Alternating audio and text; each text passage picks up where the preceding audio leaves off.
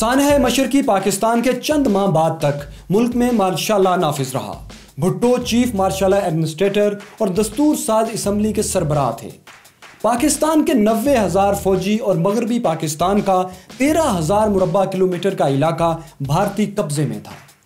इन्हीं मामलात के हल के लिए 1972 में भुट्टो ने भारत से शिमला मुआहदा किया। उन्होंने मुज़ाकरात के जरिए भारत से 13,000 मुरब्बा किलोमीटर का इलाका वापस ले लिया। अब मसला था 90,000 जंगी कैदियों की वापसी का। भुट्टो ने चीन के जरिए अक़वाम मुत्तहिदा में बांग्लादेश का रास्ता रोका।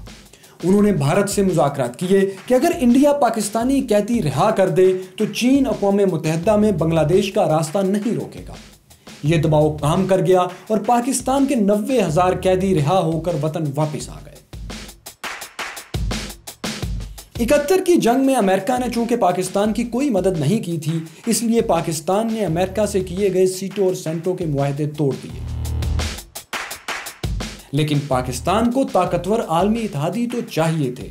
इसके लिए भुट्टो ने इस्लामी ममालिक का इत्तेहाद बनाना शुरू किया। 1974 में लाहौर में इस्लामी सरबराही कॉन्फ्रेंस मुनक्कद हुई।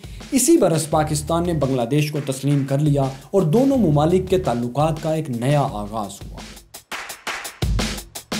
भुट्टो की सबसे बड़ी कामयाबी पाकिस्तान का मुतफिक का आइन तैयार करना था। इस आइन में वजीर आजम के इख्तियारात बढ़ा दिए गए और भुट्टो नए पाकिस्तान के पहले वजीर आजम बने। भुट्टो दौर का एक और अहम वाकया यह था कि उन्होंने अयूब दौर और उससे पहले लगने वाली सनतों और इदारों को सरकारी तहवील में ले लिया, जिसका अमली नतीजा अच्छा नहीं रहा और सनतें तबाह होने लगी। सनतें बेहतर करने के लिए भुट्टो ने रूस से बेहतर ताल्लुकात बनाए और मदद तलब की। पाकिस्तान स्टील मिल्स भी भुट्टो दौर में बनाई गई, जबकि अयूब दौर में शुरू होने वाला तरबेला डैम भी इसी दौर में मुकम्मल हुआ। आइन की तैयारी के बाद भुट्टो का दूसरा सबसे बड़ा कारनामा एटमी प्रोग्राम की बुनियाद रखना था। उनका नारा घास खा लेंगे लेकिन एटम बम जरूर बनाएंगे अवाम में बहुत मकबूल हुआ। ताहम इस्लामी ममालिक का ब्लॉक बनाने की कोशिशों और एटमी प्रोग्राम की वजह से अमेरिका भुट्टो के खिलाफ सरगर्म हो गया। अमरीकी वजीर खारजा हेनरी किसिंजर ने भुट्टो को निशाने इबरत बनाने की धमकी दे डाली। अपने दौरे इक़्तिदार के आखिरी साल भुट्टो से एक तारीखी गलती हुई। आम इंतखाबात 1978 में होना थे, लेकिन भुट्टो को उसके मशीरों ने बताया कि अगर वो एक साल पहले इंतखाबात करवा दें तो उनकी जीत यकीनी है। इस तरह वो मजीद 5 साल हुकूमत कर सकेंगे। भुट्टो के मुकाबले में अपोजिशन का मुश्तरका इत्तेहाद PNA मैदान में आया। भुट्टो ने वाज़िया तौर पर मैदान मार लिया और 155 नशिस्तें जीत ली। अपोजिशन के हाथ सिर्फ 36 सीटें आईं।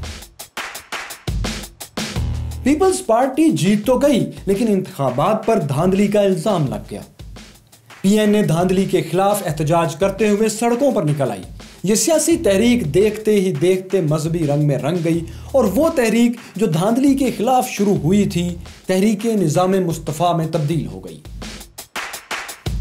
इस तहरीक के नतीजे में निज़ाम मुस्तफ़ा तो ना आया, लेकिन ज़ियाउल हक आ गया। मिस्टर भुट्टो की हुकूमत ख़त्म हो चुकी है।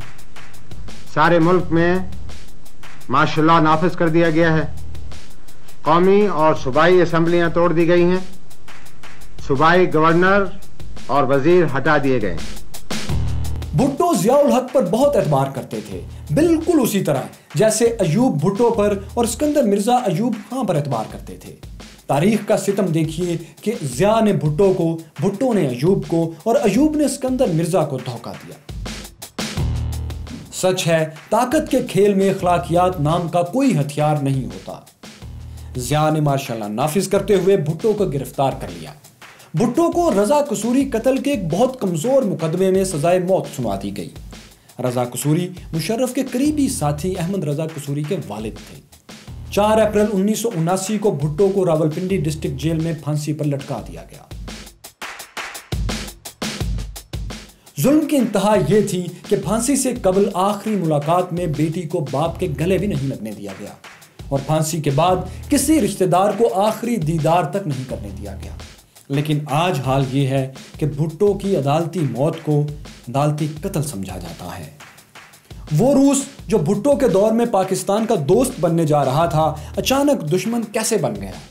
पाकिस्तान में मंशियात और दहशतगर्दी का नासूर कैसे पैदा हुआ? नवाज शरीफ और बेनज़ीर पाकिस्तानी सियासत में कैसे वारिद हुए? ये जानने के लिए अगली किस्त देखिए और देखो सुनो जानो को सब्सक्राइब करना मत भूलिए। अगर इस वीडियो ने आपकी मालूमात में इजाफा किया तो लाइक, कमेंट्स और शेयर भी ज़रूर कीजिए ताकि हम इस सिलसिले को जारी रख सकें और बेहतर से बेहतर बना सकें।